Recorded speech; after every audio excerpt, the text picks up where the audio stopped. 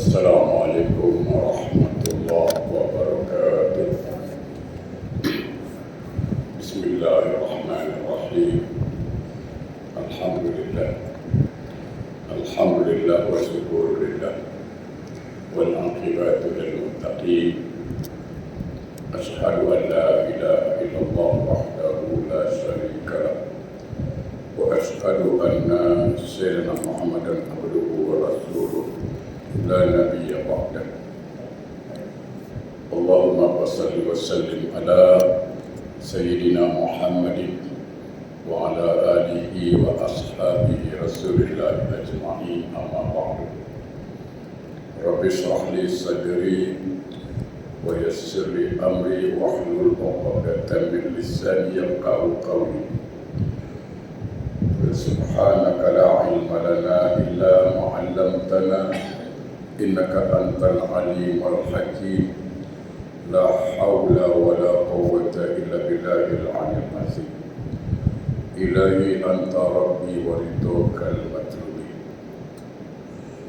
Sahabatku yang dimuliakan Allah, alhamdulillah, segala puji milik Allah mengawali majlis ilmu kita. Mudah-mudahan apa yang akan kita kaji, apa yang akan kita bahas, insya-Allah sangat bermanfaat buat kita semua, baik manfaat di dunia, apatah lagi manfaat di akhirat, insya-Allah. Amin. Salawat dan salam Allahumma salli ala Sayyidina Muhammad wa ala ali Sayyidina Muhammad. Marilah sama-sama kita sanjungkan keharibaan junjungan alam Rasulullah SAW. Mudah-mudahan kita beserta keluarga dan orang-orang yang kita sayang mendapat syafaat dari Rasulullah SAW. Amin Allahumma amin. Sahabatku yang mulia, yang namanya manusia pasti akan mengalami kematian. Karena itu sunatullah, perbuatan Allah.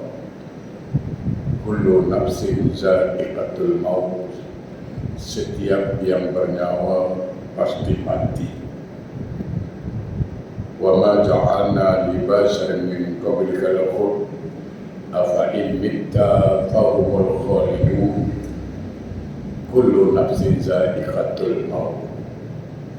Apakah kamu mengira, kata Allah, apakah kamu menyangka orang-orang sebelum kamu hidup kekal abadi? Atau apakah kamu mengira, apakah kamu menyangka orang-orang sesudah kamu akan kekal abadi? Jawabannya tidak. Kullu nafsin za'iqatul maut. Setiap yang bernyawa pasti mati. Bagaimanapun usaha kita ingin hidup lama, bila ajal sampai cukup, tidak akan ditambah, tidak akan dikurangi walaupun satu saat. Jemaah berbahagia, mati bukan akhir dari kehidupan, bukan. Mati itu adalah awal dari kehidupan yang baru. Perpindahan alam dari alam dunia menuju alam barzakh. Sebab kita ni Allah ciptakan untuk akhirat, bukan untuk dunia. Untuk sampai ke akhirat harus melalui beberapa proses. Bukan langsung ke akhirat, tidak. Pertama di alam ruh. Dari alam ruh menuju alam rahim. Itu proses pertama. Dari alam rahim sekian bulan menuju alam dunia.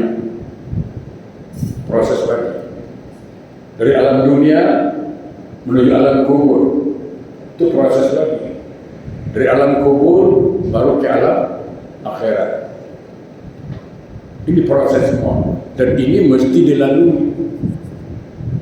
Jadi tidak ada satu pun yang namanya manusia tidak akan mati. Tidak, pasti akan mengalami kematian. Tinggal waktunya bila Allahu a'lam. Iza ja'alul nastakhiruna sa'atan wa yastaqdimu. Bila sampai ajalmu, kata Allah, tidak akan ditambah, tidak akan dikurangi walaupun satu saat. Jadi bukan kematian yang kita takuti. Yang kita takuti apa? Selepas mati, itu yang kita takut. Kalau mati, percuma takut. Percuma. Takut mati, mati. Berani mati, mati. Tak mau mati, mati. Ada apa dia cakap? Tak nak mati, mati. Takut mati, mati. Berani mati, mati. Apa dia cakap? Jadi mati harus siap. Yang kita takut bukan matinya. Selepas mati, apa yang terjadi pada kita. Itu yang menjadi masalah. Jadi kalau ada orang takut mati, itu salah, keliru. Bukan mati yang kita takut, tapi selepas mati, bagaimana keadaan kita. Ya? Nah, pada kesempatan yang berbahagia ini, ya, kita bincang satu riwayat, satu hadis. Mudah-mudahan dari riwayat ini kita ambil iktibar, sebab kita tidak tahu akhir dari kehidupan kita, apakah su'ul khatimah atau husnul khatimah, apakah akhir yang baik atau akhir yang buruk. Makanya jangan lupa pada solat sujud terakhir. Nah, setiap sujud terakhir itu ada 3 doa diajarkan dan jangan tinggalkan. Pertama doanya apa? Allahumma, sujud terakhir setelah baca subhan rabbil a'la wa bihamdi, biasalah baru kita baca doa ini. Allahumma inni as'aluka bi husnil khatimah. Allahumma inni as'aluka bi husnil khatimah. Ya Allah, anugerahkan aku, karuniakan aku akhir hidup yang baik. Jangan lupa tu. Satu, Allahumma inni as'aluka bi husnil khatimah.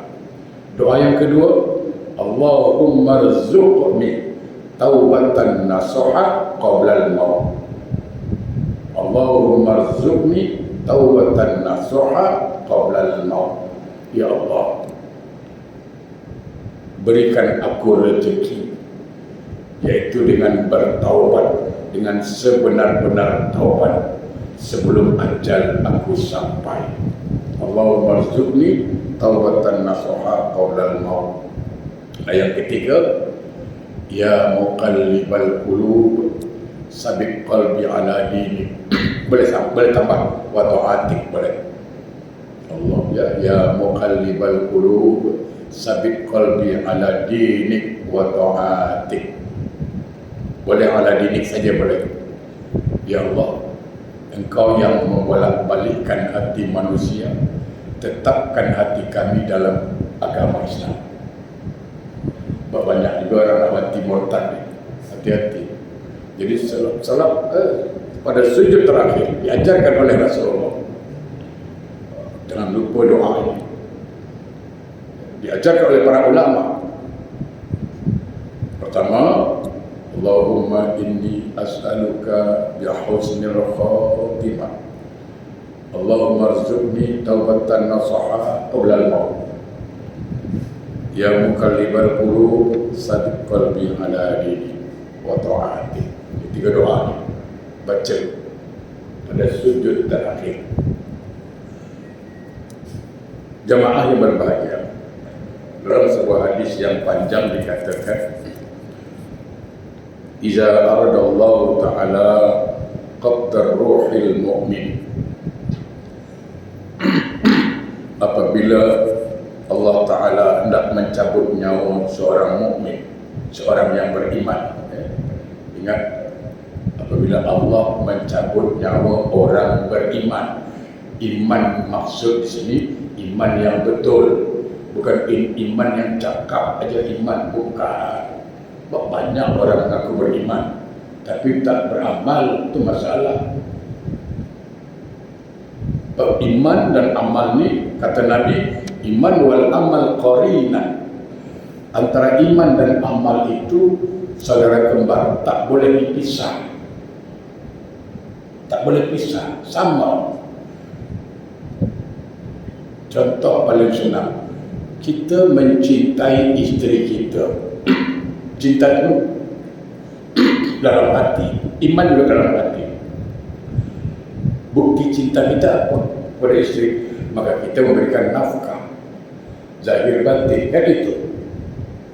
Bayangkan seorang suami berkata pada istrinya, pagi I love you, petang I love you, malam I love you, tapi dia belanja, dia tak kasih. Macam boleh dipakai ke I love you ni? Silap-silap isteri cakap sadap you, kan gitu. Sama, seseorang mengaku beriman, tapi salah tidak, mengaji tidak, belajar agama tidak. Ini namanya iman neto, no accent, talking only. Tidak. Jadi iman yang dimaksud bukan itu.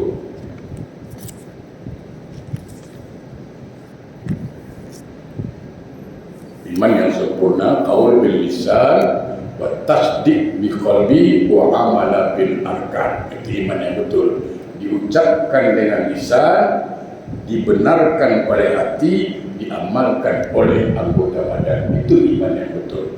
Jadi apabila Allah Ta'ala hendak mencabut nyawa orang mukmin, maka datanglah malaikat maut dari arah mulutnya untuk mencabut nyawanya.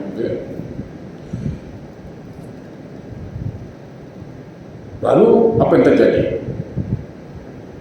Maka keluarlah dari mulutnya apa? Zikir. Wa yakhruju zikru la sabila lahu. Subhanallah.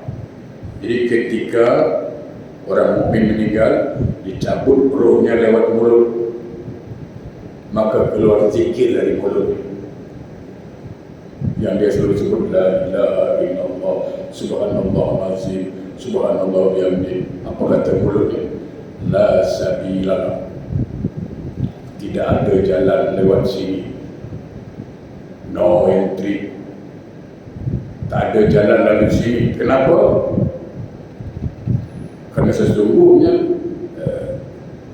ini lisan selalu mengeluarkan, mengalirkan padanya zikir pada Allah.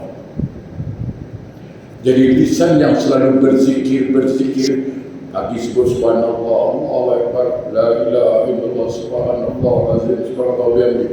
Lisan itu basah dengan zikir, maka ketika malaikat maut mencabut nanti,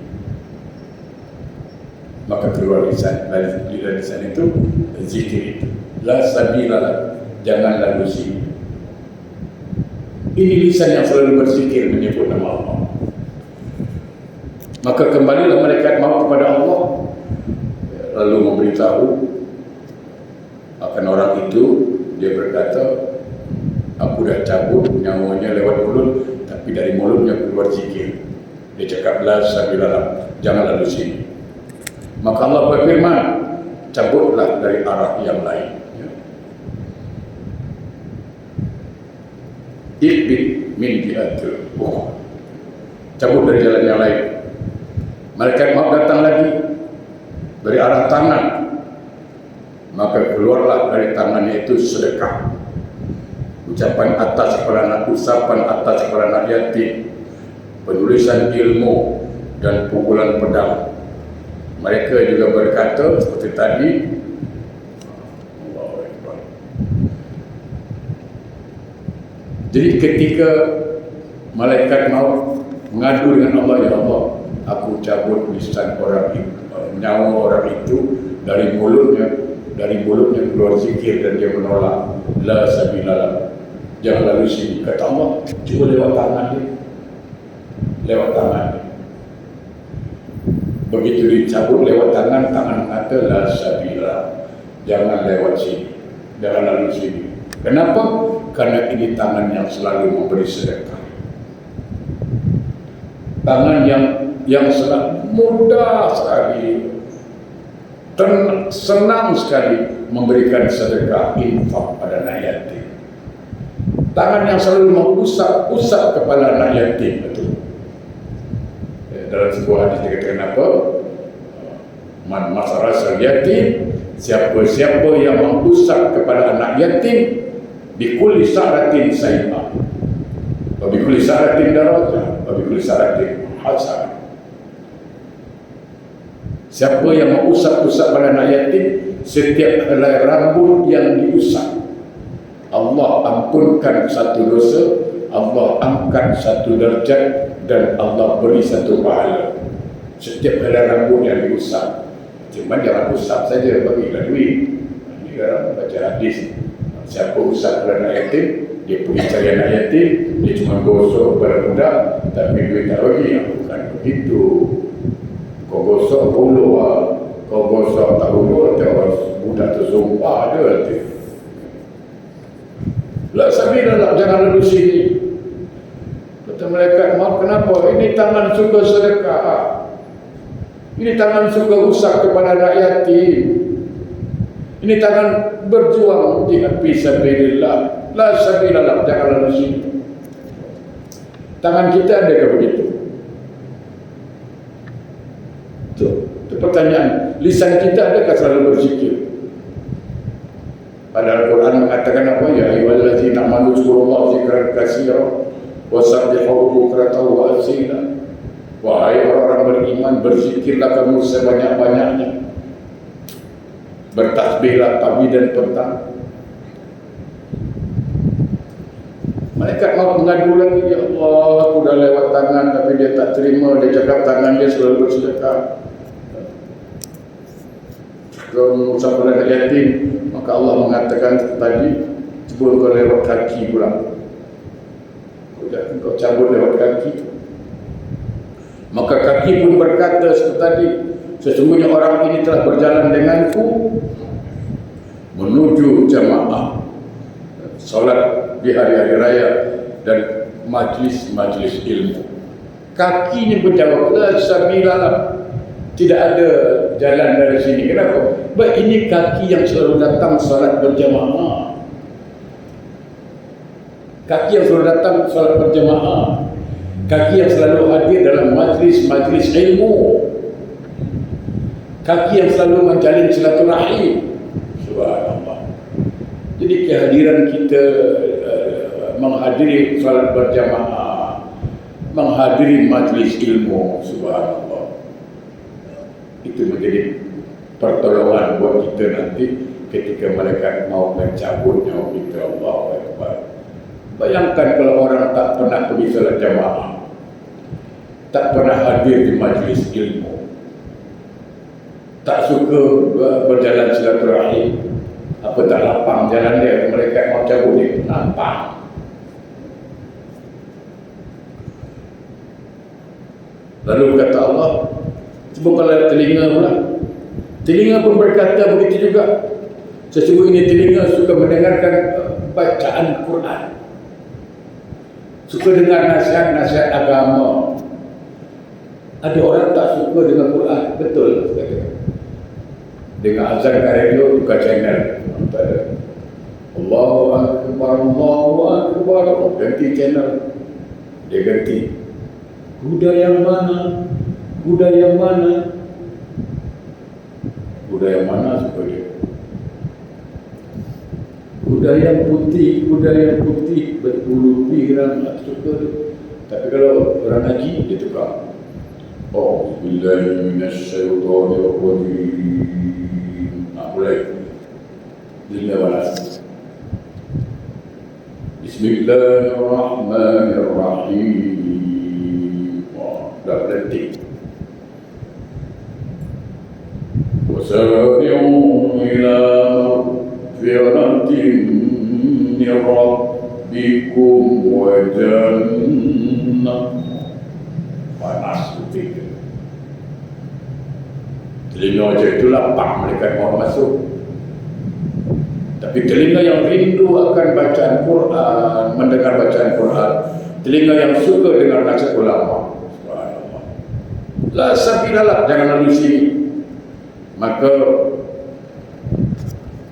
dikatakan apa? Akhirnya malaikat jumpa Allah Ta'ala. Ini jadi yang disebut kembali ke rahmatullah. Ini dia. Ini selama ini selalu cakap semoga kembali ke rahmatullah, semoga kembali ke rahmatullah. Ini dia. Maka malaikat jumpa Allah dan berkata, ya Allah, aku telah dikalahkan oleh anggota-anggota tubuh hamba itu dengan hujan. Aku dah lewat tangan kata, ini tangan suka bersedekah, ini tangan yang suka mengusap-usap kepada anak yatim, ini kaki yang suka mendatangi salat berjamaah, ini kaki yang suka menghubungkan silaturahim, ini kaki yang suka menghadiri majlis ilmu. Aku tak ada hujan, aku tak boleh masuk, nak cabut nyawa dia. Maka kata Allah, uktub ismi, tulislah namaku di tapak tanganmu wahai malaikat, lalu perlihatkanlah kepada orang mukmin itu. Kata ulama, malaikat mau tulis nama Allah. Apa namanya? Ar-Rahman Ar-Rahim. Bila Ar-Rahman campur dengan Ar-Rahim, itulah Rahman. Jadi dikatakan Rahman itu sifat Ar-Rahman dan Ar-Rahim. Lalu setelah kau tulis Ar-Rahman Ar-Rahim, tunjukkan dengan orang nak mati, tunjukkan seolah-olah. Ini bahasa bicara batin nak kata.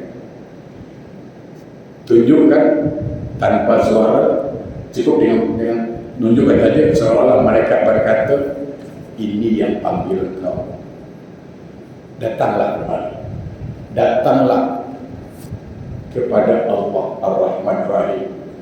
Apa?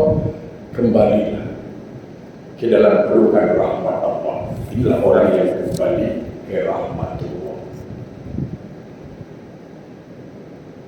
Begitu orang yang tengok saja sifat Allah Ar-Rahman Ar-Rahim, dia langsung terserah lalu mana dia ridho Tuhan. Oleh karena itu jemaah yang berbahagia dengan jalur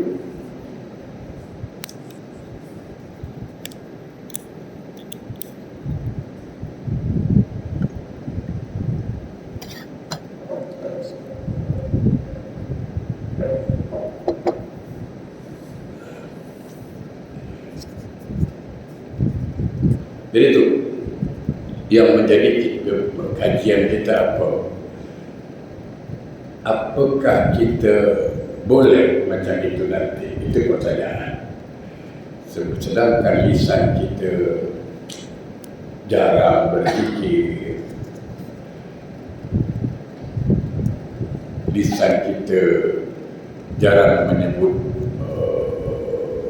bertasbih, lisan kita jarang baca salawat, macam mana?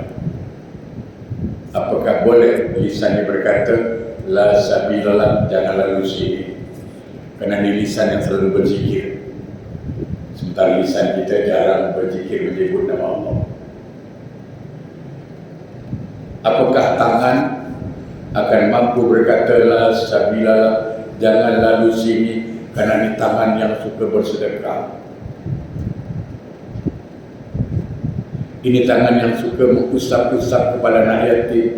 Adakah itu tangan kita?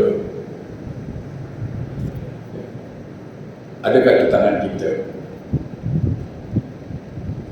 Apakah kaki kita akan berkata la sabilalah, jangan lalu sini, ini kaki selalu hadir di majlis ilmu,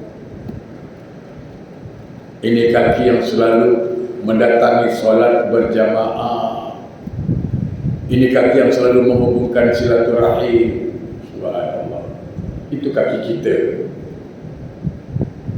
Berapa banyak pasal cerita orang lain, terakhir kita bagus cerita kita. Berapa banyak anak di Singapura, bukan jauh, anak duduk kat Hougang, mak dia dekat Pasir Ris. Kadang sampai sebulan tak jumpa. Ya. Sebulan tak jumpa mak. Bukan jauh. Berapa jauh Hougang? Boleh tak jumpa mak bapak sebulan. Allahu Akbar. Banyak, bukan satu dua. Sampai mak dia telefon, mak rindu dengan kau, dah lama tak tengok mak. Nanti lah mak, lagi busy ya mak. Astagfirullah. Itu menyiksa orang tua. Banyak anak begitu, dia siksa orang tua. Kenapa? Karena memendam kerinduan. Itu menyiksa orang tua. Jangan sampai orang tua cakap, aku mak rindu kau. Jangan. Adik-beradik, ya, kalau mak dah meninggal, itu jaga silaturahim. Berapa banyak ya, orang tua diazab di kubur sekarang ini. Gara-gara apa? Gara-gara adik-beradik bukan dua adik-beradik. Betul.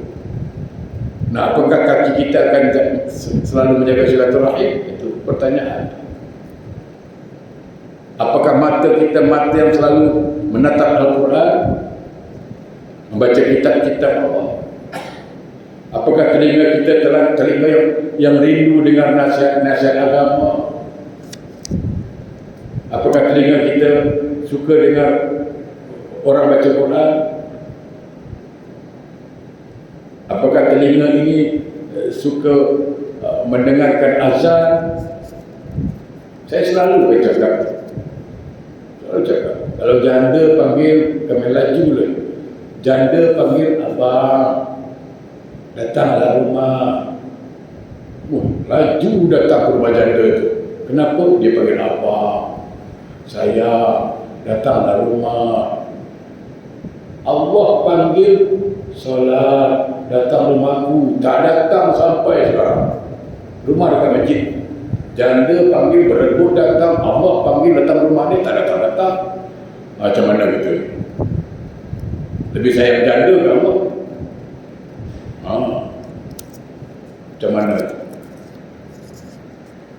Handphone tinggal risau, handphone tinggal gelisah, salat tinggal dia tak risau. Macam mana? Saya selalu cakap begini, kalaulah raja panggil kita, apa raja? Presiden panggil kita, satu hari 5 kali dia panggil, macam bangga. Jangan 5 kali sehari, dia panggil sekali.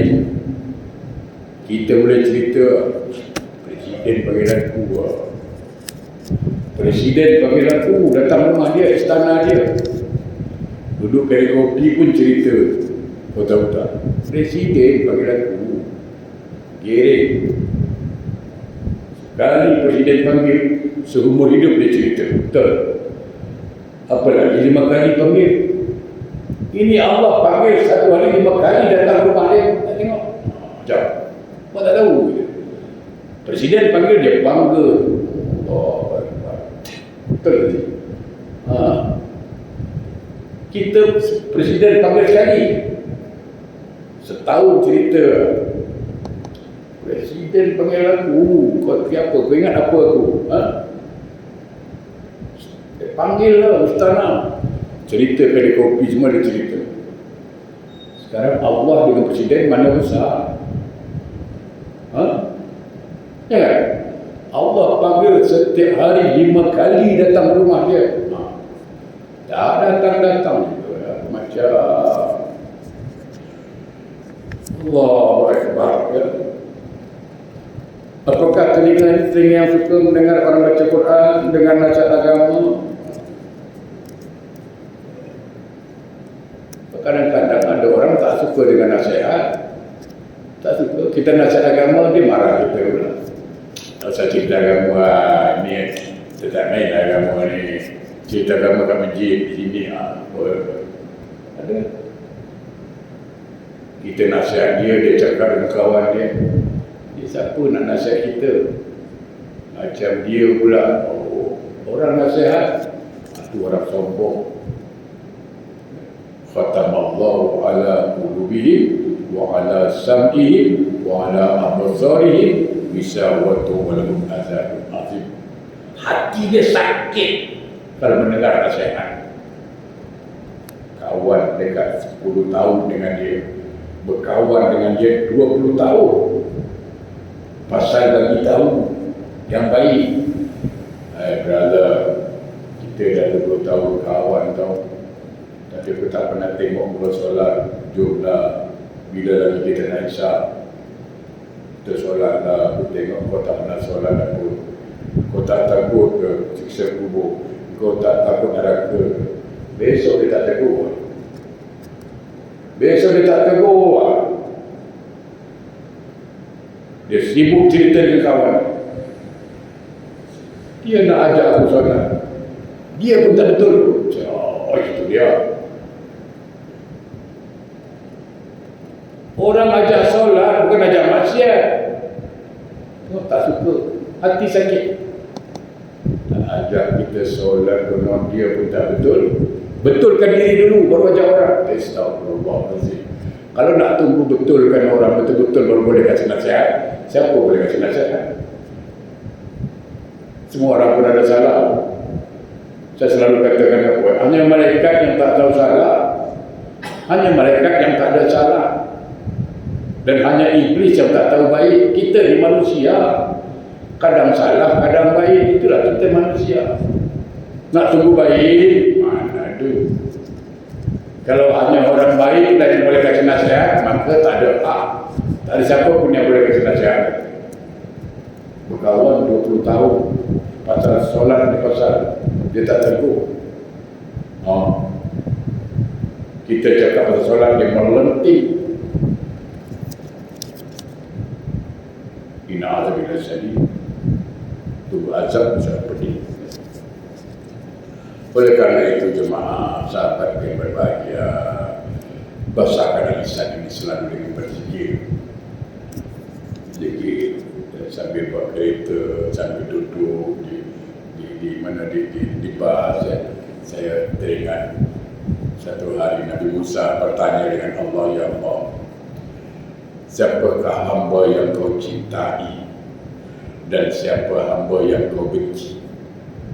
Nabi Musa tanya Allah, ya Allah, siapakah hamba yang kau cintai dan siapa hamba yang kau benci? Maka Allah mengatakan, kalau aku dah cinta dengan seorang hamba, kalau aku dah sayang dengan seorang hamba, maka aku ilhamkan, aku gairahkan dia berzikir padaku. Ini rahsia dia. Jadi kalau ada keinginan kita nak berzikir, sambil tidur nak berzikir, naik bas berzikir, naik MRT berzikir, bawa kereta berzikir, itu menandakan Allah sedang mencintai kita. Pelihara baik-baik itu cinta itu, jaga baik-baik. Tapi kata Allah, kalau aku dah benci dengan seorang hamba, aku dah murka dengan seorang hamba, maka aku lupakan dia mengingat aku. Mudah-mudahan kita terhindar dari hamba-hamba Allah yang Allah murka. InsyaAllah kita akan bertemu lagi Jumat yang akan datang. Kita sambung kajian kita. A'udzubillahi minasyaitonirrajim. Bismillahirrahmanirrahim. Alhamdulillahirabbil alamin. Allahumma shalli ala sayyidina Muhammad wa ala ali sayyidina Muhammad. Allahumma a'inna ala zikrika wa syukrika wa husna ibadatik ya Allah. Bantulah kami ya Allah untuk selalu berzikir menyebut nama, dan bantulah kami ya Allah untuk selalu mensyukuri nikmat-nikmat-Mu, dan bantulah kami ya Allah untuk selalu memperbaiki akhlak kami, memperbaiki ibadah kami. Ya Allah, kami sadar dan kami insaf dan kami yakin bahawa semakin banyak hari kami lewati, semakin dekat kami pada hari kematian. Oleh karena itu ya Allah, kami mohon padamu ya Allah, akhirilah hidup kami dengan husnul khatimah, sebaik-baik akhirat, dan lancarkan lisan kami ya Allah ketika meninggal dunia, ketika ajal menjemput nyawa. Lancarkan dan mudahkan lisan kami untuk mengucapkan kalimat La ilaha illallah, La ilaha illallah, Muhammad Rasulullah. Ya Allah, beri kami peluang untuk bertaubat kepadamu dengan taubat nasuha sebelum ajal kami sampai. Allahumma ya Allah, Engkau yang membolak-balikkan hati manusia, tetapkan hati kami dalam taat kepadamu. Rabbana atina fid dunya hasanah wa fil akhirati hasanah wa qina azabannar. Walhamdulillahi rabbil alamin. Assalamualaikum warahmatullahi wabarakatuh.